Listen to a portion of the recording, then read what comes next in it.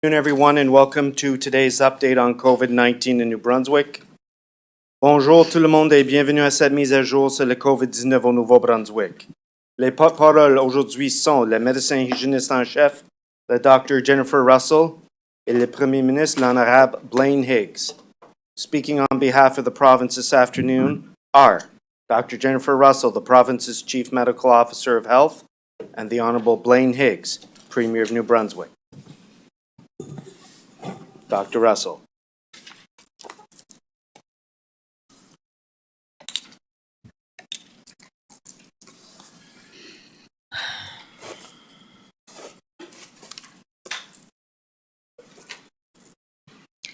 Thank you, Bruce. Merci.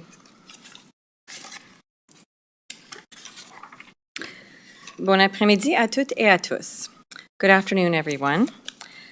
La seule constante de la The only constant in the pandemic is change. The virus continues to change, mutating into new and more contagious forms. At each turn, we have not hesitated to change with it. We have acted based on science and expert analysis to slow the spread of the virus and limit its impact on New Brunswickers.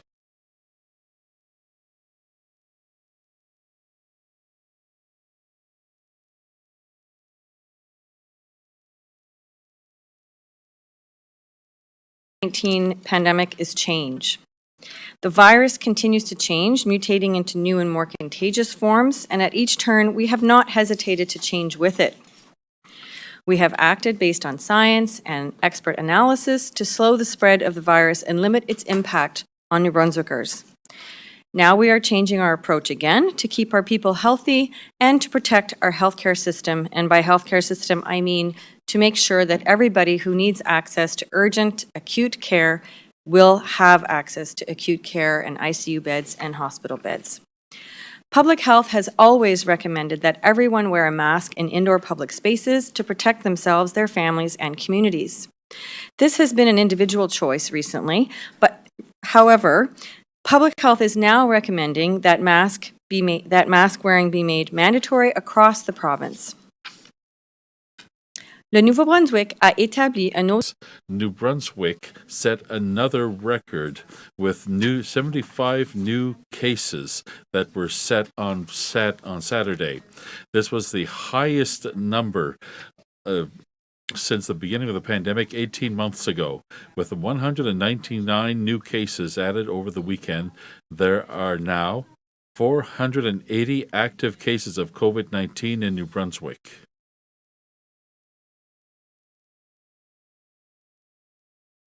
Another single-day record. 75 new cases of COVID-19 were reported on Sunday.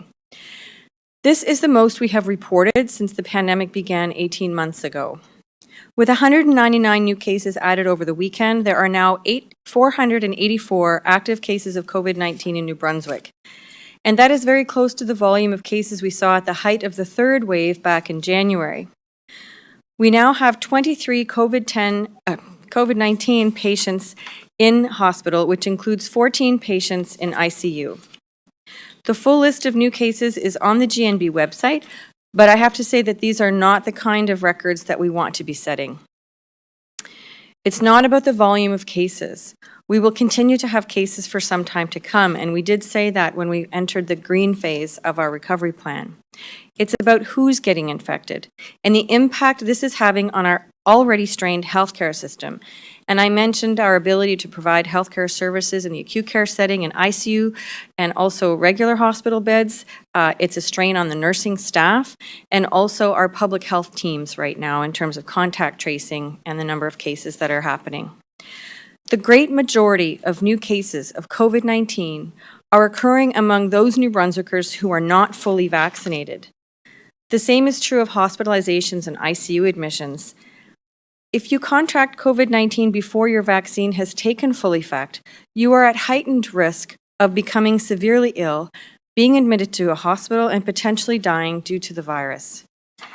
Those who are fully vaccinated can still contract the virus, but their risk of severe illness, hospitalization, and death is significantly lower.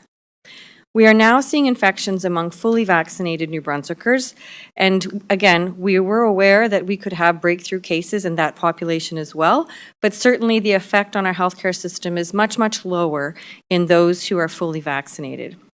So these cases in fully vaccinated New Brunswickers are much less severe, but they still pose a threat to the general population. If you become infected while fully vaccinated, you may not immediately even be aware of it. Symptoms can be less noticeable, but you can still pass the virus on to others, people who may be much more vulnerable to its effects.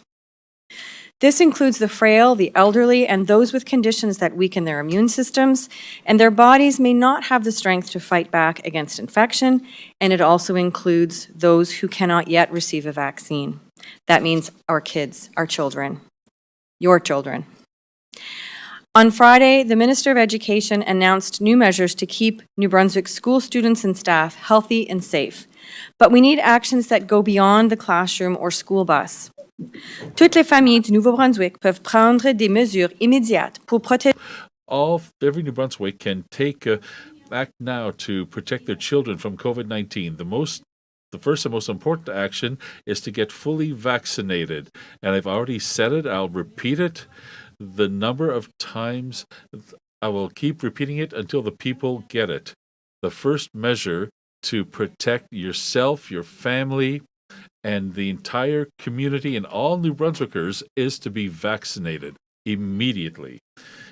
If you are hesitating for doing it for yourself, then do it for your children and for the people who can't be vaccinated and those that are vulnerable due to their immunity system. I am encouraged that more and more people are asking for the vaccine and have been doing so for the past few days. I hope that this trend will keep up.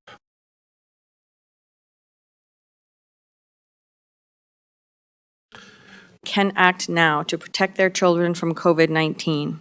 The first and most important action you can take is to get fully vaccinated. Demand for vaccinations has picked up across the province over the last few days, and I am greatly encouraged by this. Please keep it up. We now have 77.8% of New Brunswickers fully vaccinated, and that's great, but we still need more to keep everyone safe. We still need more to keep the numbers of people being admitted to ICUs and hospital from rising. And I'm sure that many of you will feel frustrated that we aren't making the progress we all want to see. I can definitely relate. I think we didn't foresee that we would be in this particular position with respect to having our rates of vaccination plateau as they have. But now that we've gotten an uptick with respect to who has signed up to get vaccinated recently, again, we need to make as much progress as we can, as quickly as we can. So we've talked about during the pandemic that this is a dance. You can call it a dance, it's waves, it's a roller coaster, and we're riding those waves and we're doing this dance. And when you are dancing and things are going and changing, you have to step back and move forward with the music. This is what's happening with COVID-19, and COVID-19 really is controlling the setting of that music at this time. And pretending that it's not there would be disastrous for all of us. So please continue to have hope.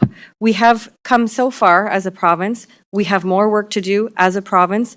We do need to be doing it together on the same team, on the same page. And hope does continue to remain a powerful force. L'espoir nous permet de continuer. Hope remains a powerful force and allows us to continue to work together to protect one another and act with kindness and compassion. We can get through this fourth wave of the pandemic. Work together to protect one another and act with kindness and compassion. We can get through this fourth wave of this pandemic, just as we did through the first three waves. Thank you very much.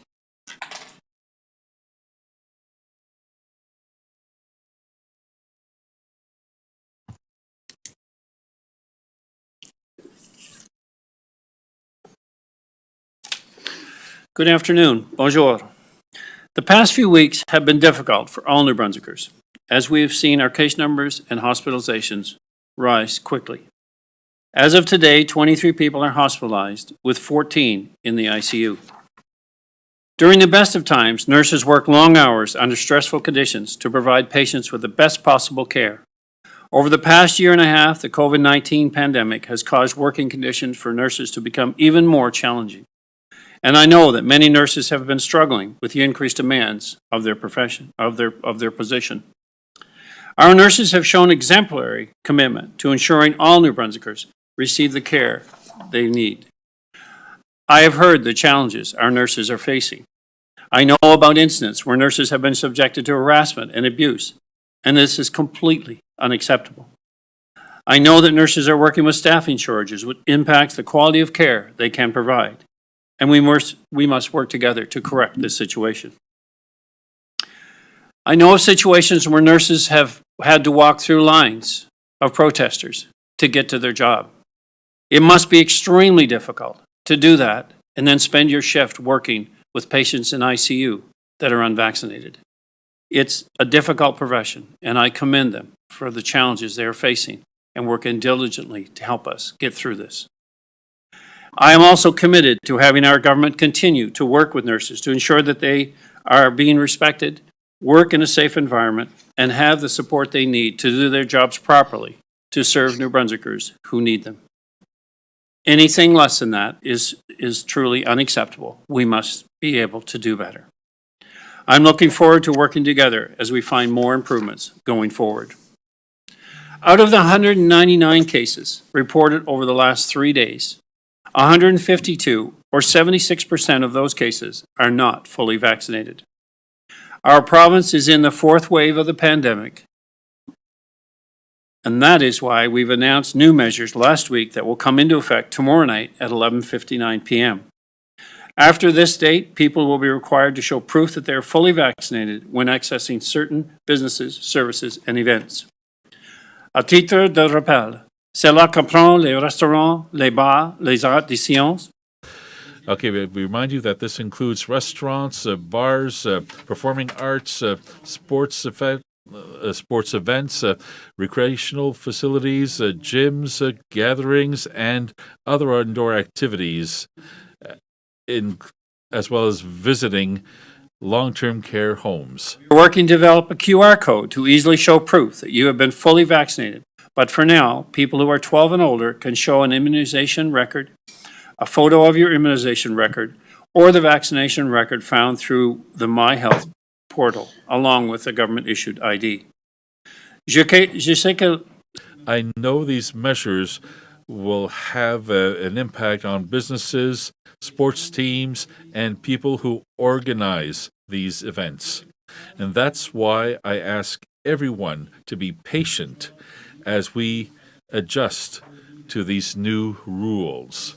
These rules are needed to help us reduce the effects of the fourth wave on our province. Please be patient with business owners and the groups who are simply following the rules. In addition to showing proof of being fully vaccinated, anyone entering the province after tomorrow night, including New Brunswickers who are returning home from other places, will be required to register their travel. Last week, Cabinet met again to discuss whether further regulations were necessary to protect New Brunswickers. As we already announced on Friday, additional measures have been put in place into schools today, including a return to classroom bubbles, physical distancing when possible, moving physical education classes outdoors, weather permitting, and no longer holding assemblies. But public health has made the additional recommendation that everyone wear a mask in indoor public spaces to protect themselves, their families, and communities. This additional measure has been approved by Cabinet, and it is recommended, and it will go into effect with the other regulations at the end of the day tomorrow. I know that this will require some adjustment, but we have to make sure that we can become used to wearing a mask again whenever we leave the house. We need urgent action by all New Brunswickers, regardless of your vaccination status, to slow the spread of COVID-19 virus. Until everyone who can be vaccinated has received their full course of shots, we must all take care to avoid catching or transmitting the virus. As of Wednesday, peace officers will have the ability to issue fines to people who are not wearing a mask in an indoor space. The return of the health and safety measures may feel like we are taking a step backward, but we must look at our current situation and consider what will happen if we do nothing. All of these measures combined will play an important role in slowing the spread of COVID-19 and protecting our healthcare system. So it is there to address all of our health needs, not just COVID-19. I appreciate that so many New Brunswickers have taken steps to protect themselves and the people around them by choosing to be vaccinated. As of today, 77.8% of eligible New Brunswickers have been fully vaccinated, and 86.5% have received their first dose. Nous allons lentement dans We are going slowly into the right direction, but all the people of New Brunswick who are eligible should be vaccinated as quickly as possible in order to get through this fourth wave and to ultimately get out of this pandemic. Healthcare professionals have worked tirelessly to address the needs of the pandemic while also maintaining other essential care needs. Now they need our help to reduce the impact of COVID-19. We know that vaccination helps prevent serious illness.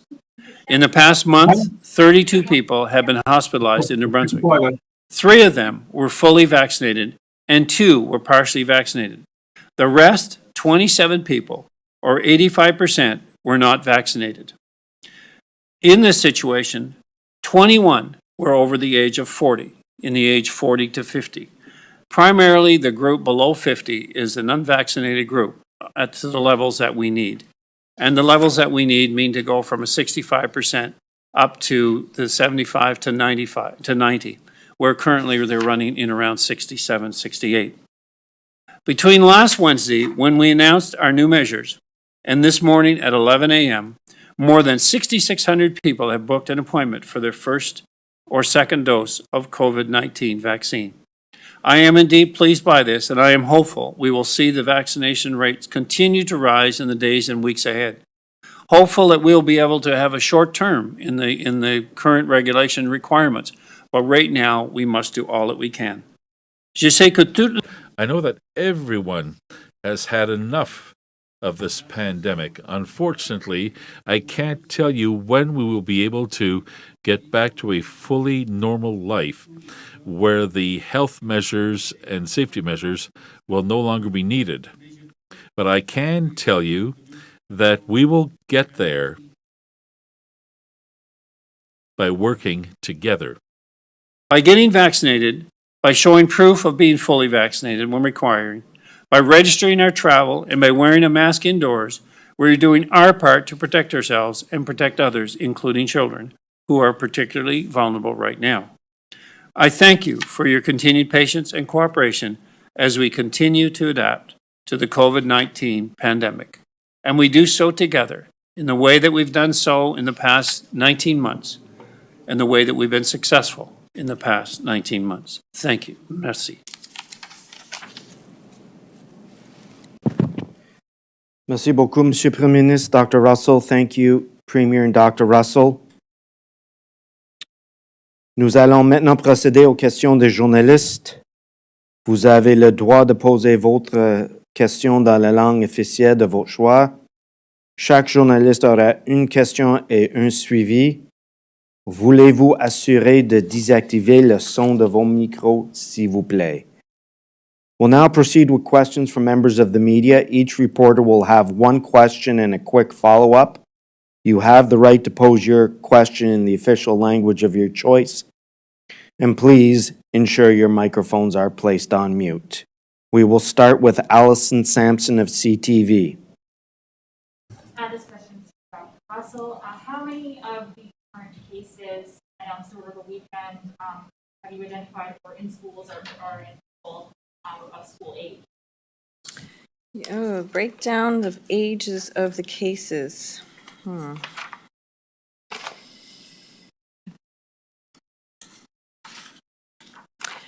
Don't have the breakdown of ages in front of me, but I can get that for you. So Bruce can help with that after the press conference.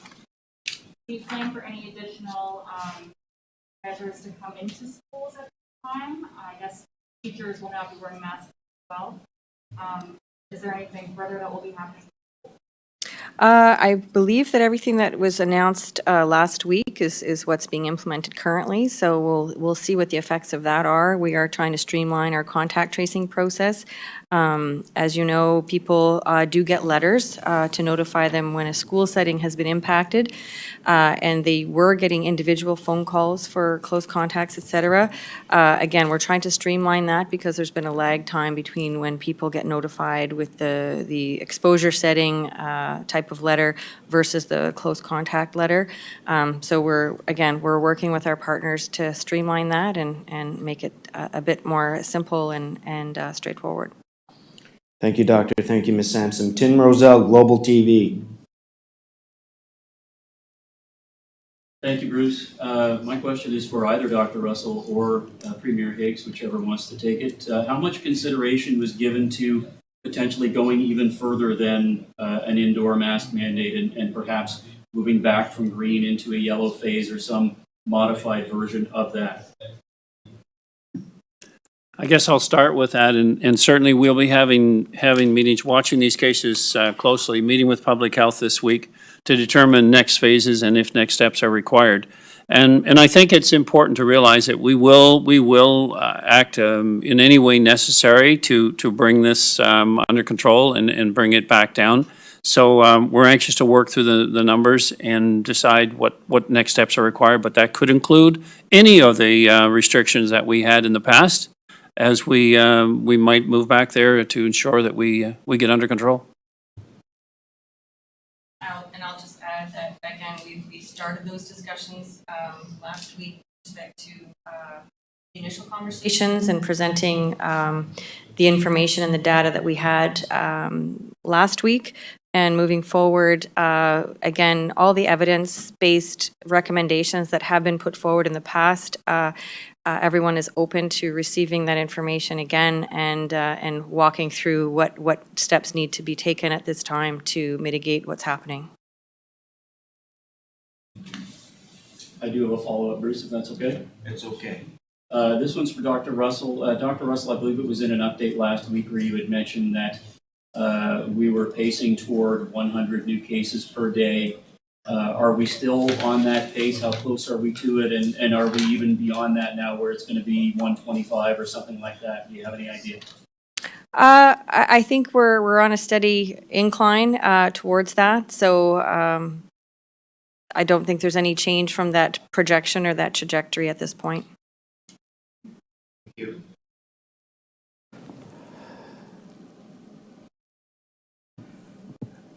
We will go to Vicky Hogarth, CHCO-TV. Thank you, Bruce. Premier Higgs, how should a business deal with a patron who refuses to show proof of vaccination and refuses to leave the premises? Should they call the police? What steps should be taken? Yes, that would be their next step. We will have clear instructions and we do have now for them to be available to post on their job site or on their facility, whether it be a restaurant or what have you.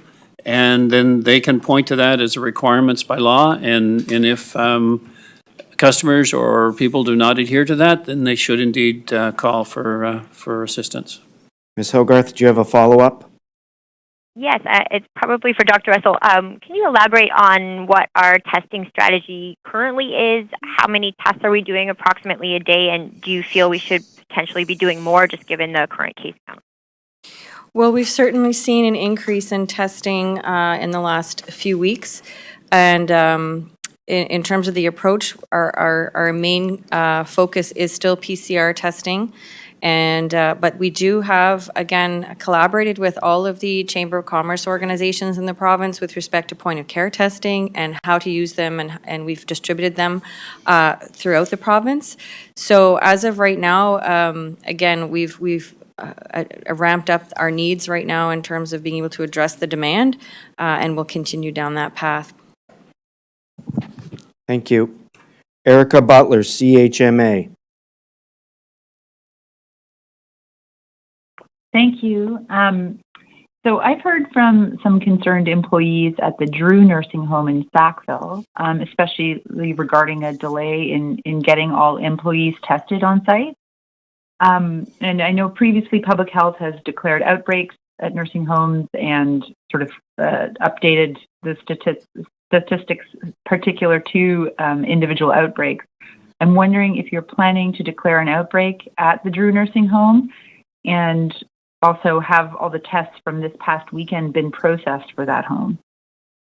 My situational awareness around that particular facility is such that, again, we know that there are some places that have declared outbreaks and some haven't. That particular location has not been declared an outbreak, so we're going to continue with the testing plan as it is and get people, we do the serial testing every so many days.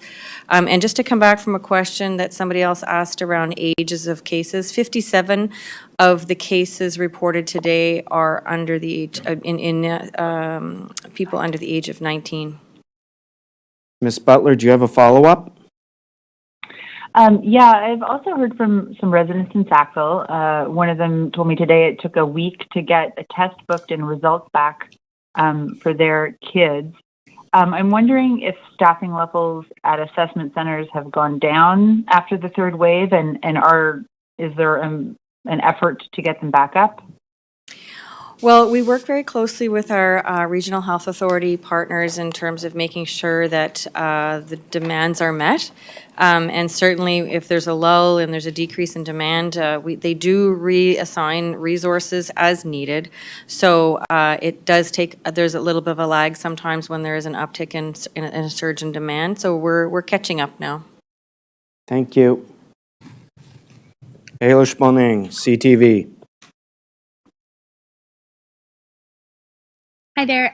My question could be for either Dr. Russell or Premier Higgs. Now that we are headed back to mandatory masks, do you still stand by your decision to remove the state of emergency and all the restrictions across the province, or are there any regrets around that now that we're in the situation that we're in? Well, I can start with that, and then Dr. Russell may want to add as well. I think that, with making a decision back in August 1st to go green was one based on science and availability of information and where we were trending, and balancing the view of the public having a chance to experience New Brunswick again in a way that to see their families and the mental health issues that were kind of surfacing as a result of changes and exposures that they weren't having with family, friends, and neighbors. So, it's easy to always look back and say, would you do anything differently? Well, based on the information that we had and the projections that we had, and the fact that we were intending that people would continue to be vaccinated and we'd reach the levels that we were focusing on. That was a disappointment that the vaccination levels dropped right off, which also may have been an indication they felt, okay, well, I don't need to get vaccinated now that we're in green. So that had an unintended consequence. But I think right at this stage, given the facts, I'd certainly do the same thing again. And I think a lot of people benefited from what they experienced over the summer period. And, we're seeing cases rise around us that whether they made changes in the midsummer or whether they didn't make changes. So whether it would have impacted or not, it certainly may have. But at this point, you deal with what you have and you go forward. And I think that's something I just want to raise in relation to some of the statistics. There's a lot of emphasis in schools and with kids, and we know that kids can react in different ways to the disease, whether it's to the infection, whether it's a variant or not. But they can contribute to infecting their parents and others. And looking at cases, and I guess that the only stat, and I don't have for all the weekend, but for Saturday there were 74 cases, which is one of the highest we've seen.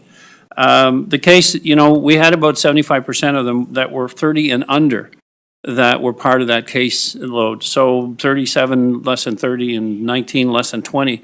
So my point is that kids can be transmitters back to parents, and then parents can transmit to each other.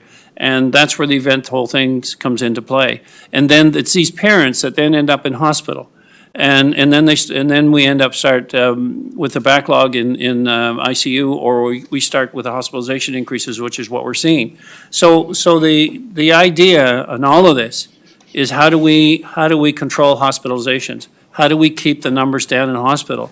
Because we've seen younger people can be impacted. They can spend longer in hospital, longer in ICU, and yes, ultimately, maybe have a higher success rate of getting out than older patients. But the point is that we're going to impact other hospitalization services, and we're going to impact the entire system, and much unnecessarily, because we're lower on vaccination rates than we should be. Dr. Russell? Yeah, I can just echo what the Premier is saying. It is a challenge at this point in time around the lower rates of vaccination than we were hoping for and expecting. And this is the challenge that we're faced with right now that is impacting our healthcare system today. And the risk for every New Brunswicker right now to be able to continue to access acute care is really our critical priority at this point in time. And again, the best way to address that is with vaccination. And yeah, that's really where we're at. Ms. Bunning, do you have a quick follow-up? Depends on the answer, I suppose. I'm hearing from businesses that fall under the mandatory proof of vaccination that goes into effect tomorrow night at midnight, that they're having concerns around obviously having to staff and ask for the proof of vaccination, but also wondering if that proof of vaccination is at some point going to be required from their employees as well as people visiting the establishments. Is there any sort of guidance that you have for them regarding that side of things? With respect to it being mandated, that I can't answer, but I do know that, as business owners, their ability to protect their business in terms of being able to operate is something that obviously is boosted by having all of their staff vaccinated. So it's obviously in their best interest to protect their staff to be able to continue to operate at this time. If I was to add to that, I think what I would say is that as part of a transition to new rules and giving notice and then having some ability to work through that notice period, in addition to ongoing, we know how difficult it has been for many businesses that will be impacted by these changes to get people. We know that we've seen many people that are struggling with their business because they cannot get people to come to work. And there's various reasons for that, but of course we could get into that, but in relation to why people are coming to work and what options they have. So if you look at the actual situation at a business, then they have an option. If they cannot show proof of vaccines, then they wear a mask and they're tested regularly. And that is the option in order to, again, in our philosophy from the very beginning, to keep businesses operating, to keep them functioning. And then work on those that aren't vaccinated to get them vaccinated. So it's been a transition through all of this, and we try to put the rules in place to allow people to continue as much as possible with maintaining their business or maintaining some sort of daily routine. Thank you. Sophie Desautels, Radio-Canada. Sophie Desautels, Radio-Canada. Yes, hello. My question is for Dr. Russell. I'd like to know, where are the intensive care cases and where these people are hospitalized? Do you have that information from the hospitals? I know there are patients that are hospitalized throughout the province. It's not just one zone that is affected at this time.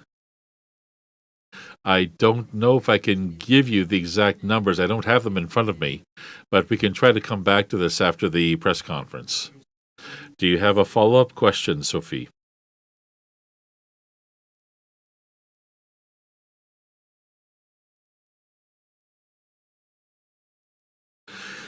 Ms. Desautels?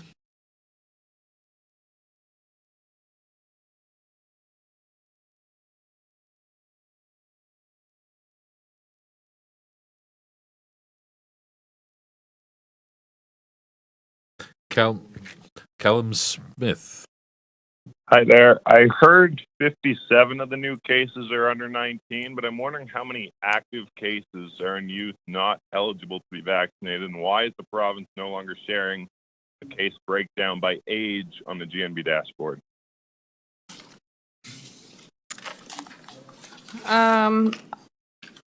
I wasn't aware that the ages weren't being displayed on the dashboard. I didn't know there was a change to that. I assume that they are still available somewhere publicly because we do have to report up nationally with those numbers. But again, I can come back after the press conference to address that, but I don't have that in front of me. Follow-up, Callum? Yeah, I guess, Premier, can you confirm if this mask mandate applies to all school-age children, and do you see the broad mask mandate staying in place until children can be vaccinated? Well, it does. Schools have their own protocol, which they have rolled out, but yes, the mandatory masking is part of that protocol. And in terms of timing, as I went through a little earlier in relation to the exposure, you know, it is proven to be, or the stats would show that kids, you know, can be rapid transmitters and transmit back to their parents and vice versa. Kids, we don't have children in hospital under, I think maybe under 12 certainly, but maybe even under 19, but certainly under 12. But we do have a situation where they can transmit, and that's why the masking, trying to reduce that transmission situation, and avoid the hospitalizations and then keep the overall load on the system down. But in terms of timing, I think the timing is more related to getting the 90% level of vaccination in all of those who are eligible, because we don't know how long we're going to be waiting for 12 and under in that sense. So if we could get adults and we could get everyone eligible up to 12 and over at the 90% level, we'd be in a pretty good position. Thank you. Dr. Russell? Hi, I just have, I did find the information on how many people are hospitalized in each zone. So in zone 1, it's 5. In zone 2, it's 1. In zone 3, it's 6. In zone 4, it's 7. In zone 5, it's 3. And in zone 6, it's 1. And in zone 7, it's 0. Thank you. Michel Corriveau, Radio. Michel Corriveau, Radio Canada. Hello, a question for Dr. Russell. I'd like to know, Dr. Russell, I believe that you have a plan for what's coming up. So what will be needed so that we go to phase yellow or orange? We haven't even decided if we're going to call them phases. What we've decided to do is we talked about restrictions we've used already in the past, over the past few months, when it comes to for controlling, surveilling rather. And so really we want to see which measure will be used at this time in our recommendations, knowing that each new type of measure has a certain degree of effectiveness. So we will have a discussion concerning these, and we will have to see what we'll be recommending at that time. Mr. Corriveau, follow-up question. Yes, certainly. Thank you, Bruce. Given the capacities of the health system, how can the hospitals find more place since the numbers have gone up, and how many additional hospitalizations will there have to be without it causing a problem? Well, each zone has a specific number of cases that they can manage at this time. But we know that with the situation we had months ago in Zone 4, that as capacity goes higher, we will have to either transfer patients to other hospitals or perhaps stop offering some services. I know that already we looked at the situation. Some surgeries have already been canceled. So measures such as those will continue, but it really depends on each hospital in the system. Thank you. In CBC. Yes, hello, can you hear me? Yes. Thank you. Just again, Dr. Russell, regarding testing, we've heard from a woman in Sackville who says she's been waiting for 4 days to get an appointment. She says part of the reason is she was told the center was closed over the weekend, and that once she does get the test, that it could take another 4 days to get the results. So are centers being closed on the weekends? How long are these backlogs, and what exactly is being done to shorten these times? So we meet every day practically with our partners around the assessment centers and the resources and the time that's necessary to be able to get everybody tested and get those results back as quickly as possible. So with the surge in demand, again, there's always a lag between the time when we can ramp that up. So that is happening. I think right now all we are needing from people is to be patient. It is challenging, and I know Zone 1 is probably experiencing the biggest uptick in demand at this time. So we are doing our best. The RHAs are doing their best, and again, I understand that it's frustrating and challenging, and we'll just keep on keeping on and improving that situation. Ms. McKinnon, a follow-up? I'm sorry, just still that same question. Are the centers in fact being closed on the weekends, and how long are the backlogs? Not to my knowledge. Follow-up?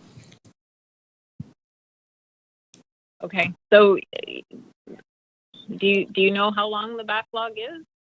How long are people waiting? This one woman said four at least she's been waiting 4 days to get a test and was told it'll be at least 4 days to get results. Yeah, I think it varies from place to place. Again, each zone has its own demands and ability to react and meet that at this stage. My understanding is every day it improves, so that's the direction we'd like to see it going. And again, we're going to continue to do our best to make sure that we decrease that time as much as possible. Okay, thank you. Also for Dr. Russell, the Department of Health said Friday student-to-student transmission has now been confirmed. How many cases at which schools, and how will the school guidelines change in light of this? I think they've already addressed that by the announcements they made last week, Bobby Jean, again, with the masking, et cetera, and the type of bubbling that they're doing. But again, the most critical thing that every parent needs to do to protect their children is to get vaccinated, to make sure that every eligible household member is vaccinated, period. Thank you. Simon Delatte, l'Acadie Nouvelle. Simon Delatte, l'Acadie Nouvelle. Yes, a question which could be for either person. Are you worried about the extent of the information on the social media concerning vaccinations? What would you like to tell people who are protesting in front of hospitals and who are opposed to vaccination and to the public health measures? What would you have to say to them? Start with you, Mr. Well, I guess I would echo what we've heard from other individuals and certainly other people in the same position that I am. I find it appalling, really, that anyone would be opposing or standing in front of a hospital. And I referenced that in my earlier comments, and be basically harassing those that are going in to look after individuals that are there because they've chosen not to protect themselves. I mean, we all have situations where we find, we should have done something differently, or we could have done something differently. But here we have cases that are making up, let's say, 75 to 80% of our people in ICU, if not higher than that are either unvaccinated partially or totally unvaccinated mostly. And when you have a situation that is preventable, and so clearly preventable and choose not to participate, but then to make it worse, but to actually harass those that are protecting those very individuals. It's kind of shocking, really.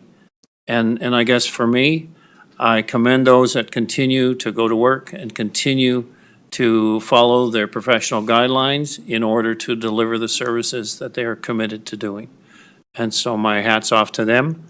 And I just ask for others to give some serious thought as to what they're really protesting and to how they too can make a difference and help us here. Dr. Russell? Je vais juste ajouter que I just want to add that we're all taxpayers here in New Brunswick. We're paying money for our education system and for our health system. We're paying a lot of money for our roads. There are all sorts of things for which we are paying through our taxes for all of our systems in New Brunswick to help New Brunswickers. We want to protect those networks that we were investing in for years. I would like the people who have all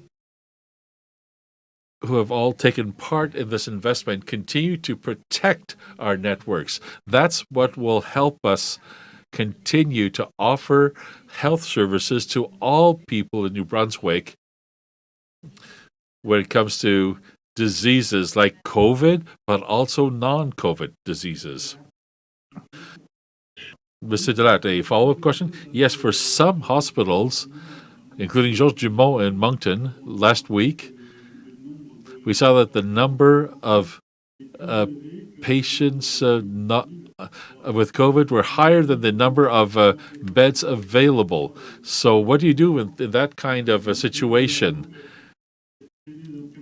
What is the hospital capacity? Would we be able to get more patients at this time? Well, each hospital in the network gives us the capacity percentage. And when the capacity is truly at risk, they start doing other things to bring risks down. So instead of working at 90% or 95%, they will bring the capacity down to perhaps 85%. They will start to cancel surgeries. And it depends not only on the number of beds, etc., but also the capacity of human resources. We know that nurses have really been impacted, and if there are too many patients, then if there are too many patients that need intensive care and other services of this kind, I mean, really, we have to find a balance. And at some point, if patients have to be transferred, they will be. Merci, Doctor. Merci, Monsieur Premier Ministre. Tom Baker, Brunswick News. Good afternoon. I'm looking for either of you to describe the approach government is taking to improve vaccination rates among attendees of churches or other religious sites in the province. I understand Minister Shepherd met with faith leaders on this question recently. Must churches comply with the same mandatory vaccination policy as businesses or employers, and how will this be enforced, if at all, I suppose? So you are correct. Minister Shepherd did have discussion with religious leaders throughout the province, and yes, churches will have to comply. A very large number of our cases have happened as a result of assemblies that have been religious based, and they will need to comply. What we're doing here is working with the church leaders, and we're saying, okay, so can we validate that you have 90% of your regular adherents attending church and they are fully vaccinated? If you can't validate that, then there is a need to go the next step, which we're talking here about the fully masking. But in indoor facilities, as we've talked earlier, if you can't prove that you're fully vaccinated or to the 90% level, then the next step we'll be looking at is going back to likely social distancing and the reduced spacing requirements. And so we want to work with every particular facility in order to try to make this happen. But we do know that we have, and it's the minority of churches, and it's great to see large gatherings of younger people. There's no question about this. But we can't do that right now in unvaccinated individuals. And we need to make sure that is not happening, as because it has been identified as a major cause of the current spread that we're seeing. So we will continue to work with churches. We hope that they will be vaccinated to the level, but if they're not, then further measures will be required to ensure that they follow the rules necessary to prevent additional spreading at their events. Mr. Bateman, a follow-up? Yeah, I guess I'd like more information, perhaps from Dr. Russell, on specifics around the spread of COVID-19 we've seen as a result of these congregations. You know, can you be more specific or give some numbers? Well, I can say that, again, we have the patterns of transmission established in terms of where we're seeing outbreaks, where we're seeing transmission, and everything that we're doing right now is around trying to address that at the same time that we're trying to mitigate the risks to the healthcare system. So, you know, early on in the summer when we were offering vaccinations, we definitely made sure that we had very creative and innovative approaches to reaching all the different vulnerable sectors, making sure that we communicated with the people and made sure that the access was there. We made sure that doses were available. I mean, I think there's lots of things that have been done so far with respect to trying to reach people and get them vaccinated. And I think there is an individual responsibility to make that happen.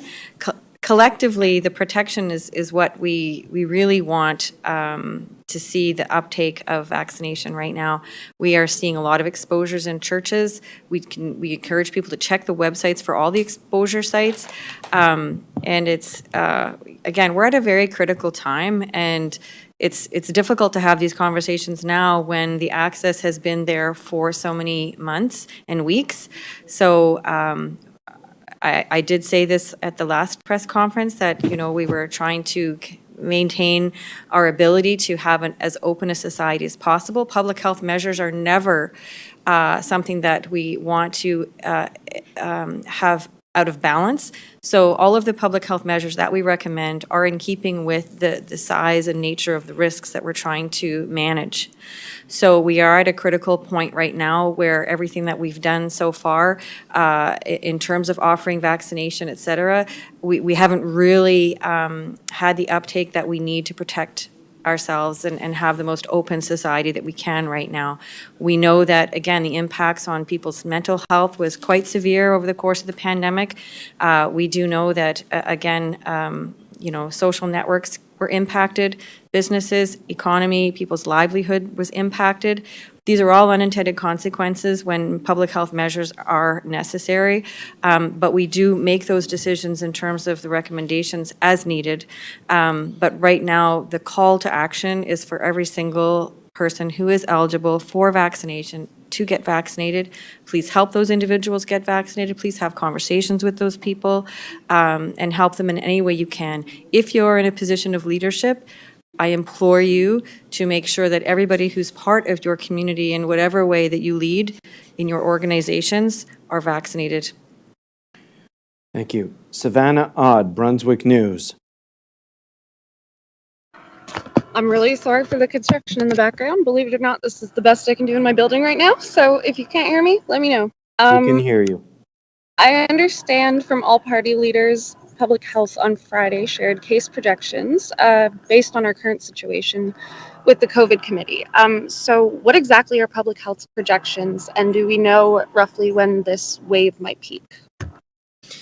Right now, the projections were to hit 100 cases a day in the next week or so.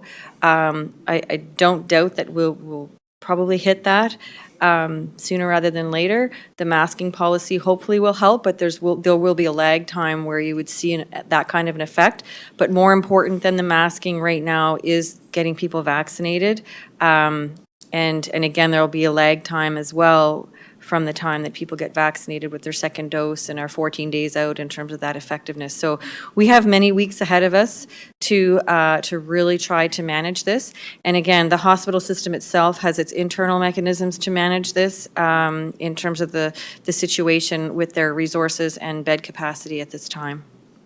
Ms. Odd, do you have a follow-up? Yeah, I'd like to get back to the masking restrictions. The Premier had cited projections vaccination rates would continue to rise and meet our target, but our vaccination rates have clearly slowed down during the weeks after August 2nd and even for the week before that. So I guess I'd just like to ask Dr. Russell, you've called this situation grave. How much of this could have been avoided if we had brought some of these simple measures back earlier, like the mask mandate? That's a great question, and and I think I've actually answered that already in other press conferences, but I am happy to answer it again. We can't really know for sure, other than what we knew at the time going into the green phase, knowing what public health measures have effect they have, not only in a positive way against COVID, but also in a negative way in terms of unintended consequences on people and society and the economy. So balancing all of those things at the time that we went to the green phase was really first and foremost in our mind in terms of mitigating risks. Now we're in a different situation. Now we're dealing with the reality of not having enough people vaccinated. And again, we continue to push that message, and we continue to really require that for the most protective way in terms of ensuring health care services are being able to be provided to all of our citizens. I think every New Brunswicker is at risk right now of not being able to access healthcare services once that capacity is exceeded. And I think that's the part that everybody who hasn't been vaccinated up until now, and friends and family of people who haven't been vaccinated up until now, need to understand and need to communicate. All New Brunswickers are at risk when we exceed the capacity of the healthcare system. Thank you. Thank you, Ms. Odd. Mesdames et messieurs, ladies and gentlemen, that concludes today's update. Voilà la fin de notre mise à jour. Merci beaucoup.